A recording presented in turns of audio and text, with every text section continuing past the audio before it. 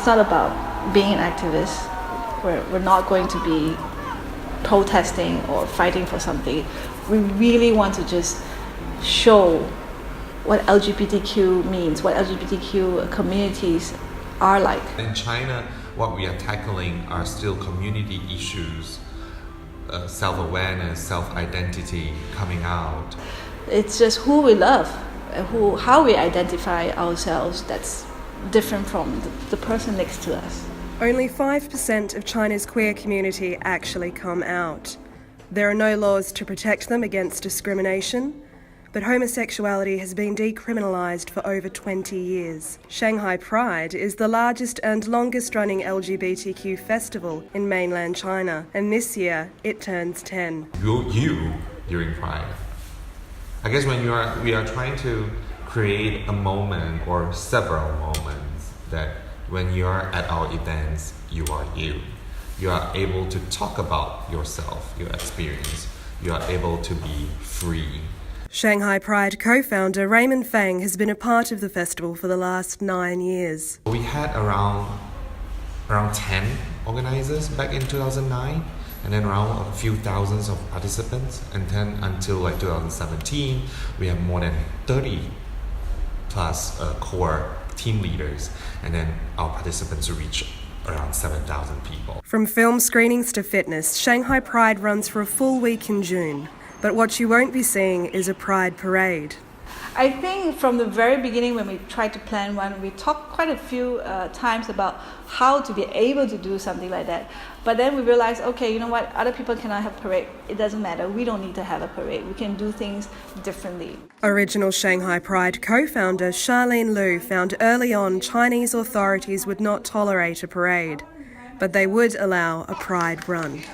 I think it's special in Shanghai because we know we cannot do a parade, but we are not trying very hard to to want to do a parade, but we do the run because it also it symbolizes coming out. It symbolizes a healthy lifestyle. This is that closest thing that we can do to a parade. We need to think really about the origin of a parade. I mean, in the West, a parade was started as a sign of they were discriminated. It is a counter effect or counter reaction towards public discrimination or law enforcement. But in China, this is somewhere in the gray zone. There's no law saying that LGBTQ is illegal, nor it is legal. So you don't have the community being suppressed in a violent way or aggressive way. Hence, you won't have the strong need to initiate something like a parade. Yes, it is fun. It shows diverse and culture, but we have more events to that. The Parents and Friends of Lesbian and Gays Conference is a hallmark Pride event. PFLAG is entirely run by parent volunteers and their children. Their goal is to simply help those new to the queer community. 这属于就是业余时间来做的一份工作。那么这个工作呢，是因为自己的孩子是，那接受以后，就突然间发现，不是所有的家长都可以这样接纳自己的孩子。Ms. May, as she is affectionately known, has been volunteering for PFLAG for the last 9 years.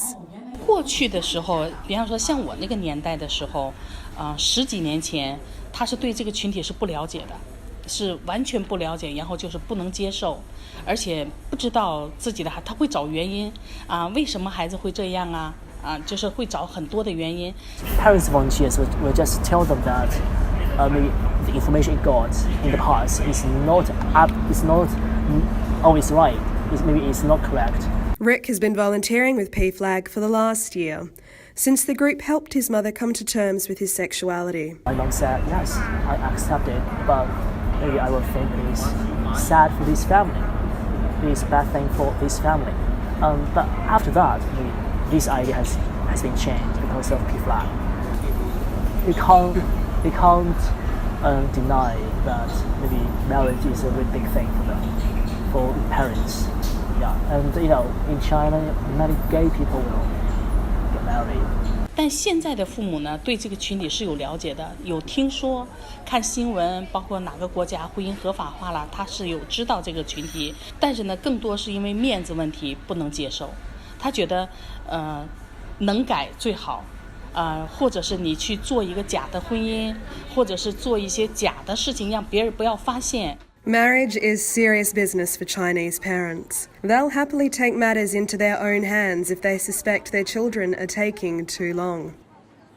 Each Sunday, People's Square in Shanghai becomes home to marriage markets, a place where parents use umbrellas to advertise their single children in hopes of finding them a husband or wife. It is presumed that all these parents are advertising for their straight kids.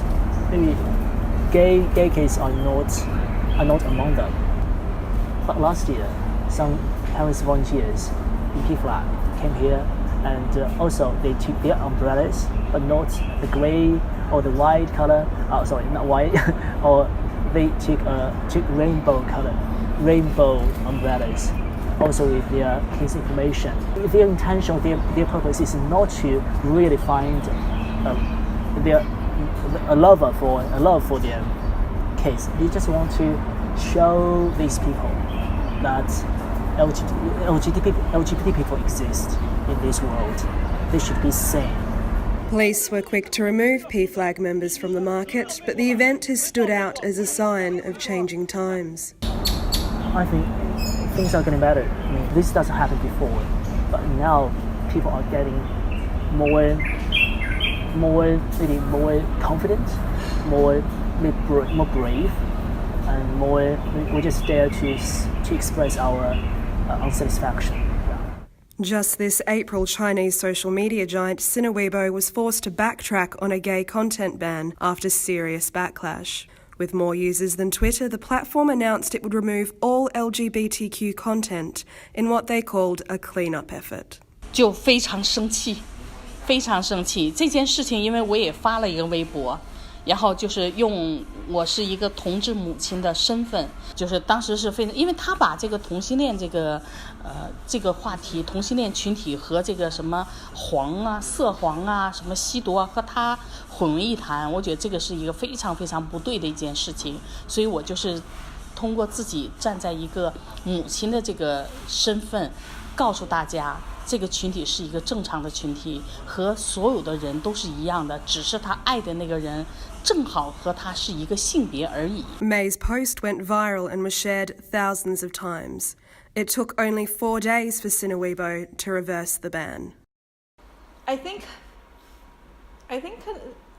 China is not as conservative as what media outside of China deems it to be, right? Since 2009, Shanghai Pride has grown in ways the original organisers say they couldn't fathom.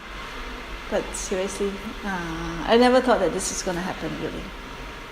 Beginning as a week-long farewell celebration for some close friends, Charlene says Pride was only meant to be a one-off event. But Shanghai's queer community has motivated them to continue their work. Until today, we have friends who met their partners during Pride and have gotten married because they met them during Pride.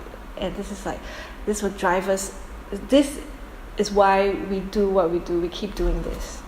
A special feature of this year's Pride was Pride 10, an exhibition dedicated to the history of Shanghai Pride. This year, our idea is to just bring back all the photos, all the souvenirs, all the videos we made, all the posters and flyers and merchandise that we designed and made, and we want to put them together to mark this milestone. Seven, the guy who runs this place, and he was telling me that people actually travel all over from all over China to come to see this gallery and for the Pride events. And then there's a student actually who just finished the exams and took a 19-hour train ride to come and see this place. And I'm just so touched and moved. I mean, this is incredible. And he was also saying that there are people who come in, there are couples coming in, and they walk in and they're holding their hands, and that means so much. And this is what we have been trying to do. for the last 10 years. And I'm so happy that this means something to a lot of people. We always say this, like, we hope that one day we do not need to have Shanghai Pride, because that means we do not need to have a day to remind ourselves we are still minorities. You know, everyone's accepted, everyone's able to love who they want to love. You know, no more education needed. But then again, Pride also exists because it's a celebration to remind us that there was a journey, and there were challenges, that people overcame those challenges to reach where they are. I'm not sure how life would be without Pride. I'm not sure how life for me would be without Pride, because first of all, I met my wife at Pride in 2013 at the first Pride run. So that changed my life. For a person who thought that I would never get married, I got married. If the message that we're trying to convey gets across, who knows, it might change someone's life. It changed my life.